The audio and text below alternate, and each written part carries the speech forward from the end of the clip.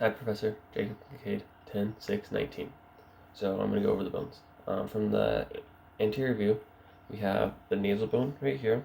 Below that, we have the vomer, the maxilla bone, the mandible. On the side right here is the zygomatic. Up top, we have the frontal bone. From this side, we can see right back here is the symphyoid bone. We have the lacrimal bone right here, which is more anterior to the ethmoid bone. Okay, if we look at it from a posterior view, we have the occipital bone right here. We have the two parietal bones up here. We have the mandible down here, and these little bony processes we can see are going to be the temporal bone right below. Okay, from the lateral view, we have the parietal bone up here. You can see the occipital bone down here. We have the temporal bone, the zygomatic. We have the mandible, the maxilla right here. Up top here, we can see the nasal bone.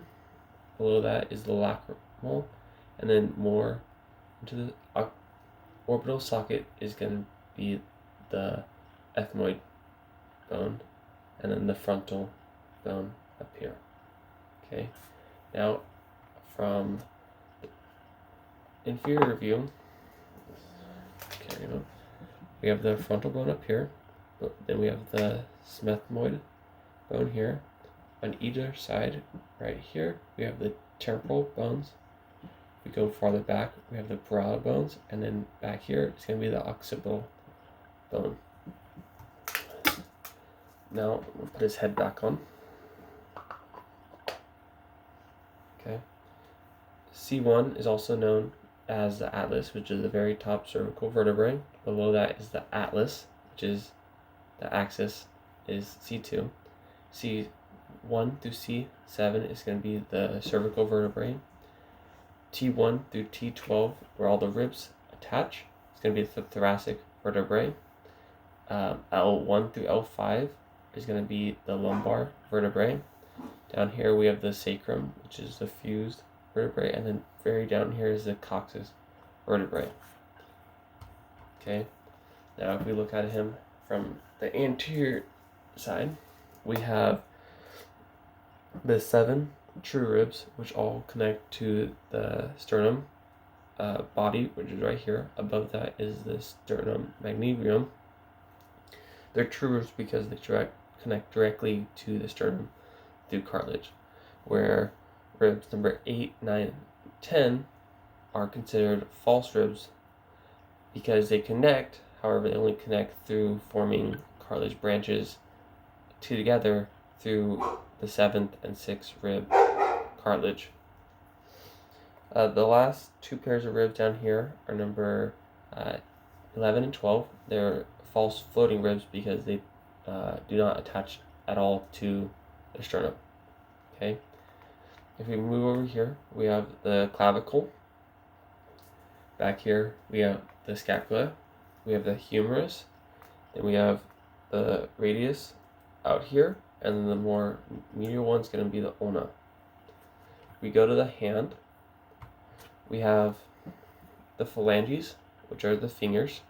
Below those, we have the metacarpals, as if we're driving the steering wheel. Then,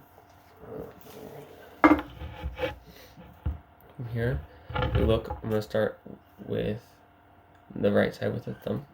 We have the phalanx, which I added in because everyone needs to know the thumb. The trapezium is going to be the one that connects right here. Then if we go more, we have the scaphoid, the lunate. And if we go up here, we have the pisiform. Below that, we have the tranquinium. Inside, we have the hamate, the carpate, and then the last one is the trapezoid. Those make up the hand and the wrist bones. Okay.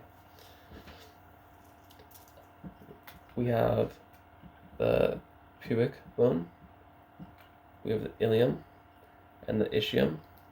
Then we have the femur, the patella, the femur, the patella, right here, which is a kneecap. and then we have the tibia and the fibia.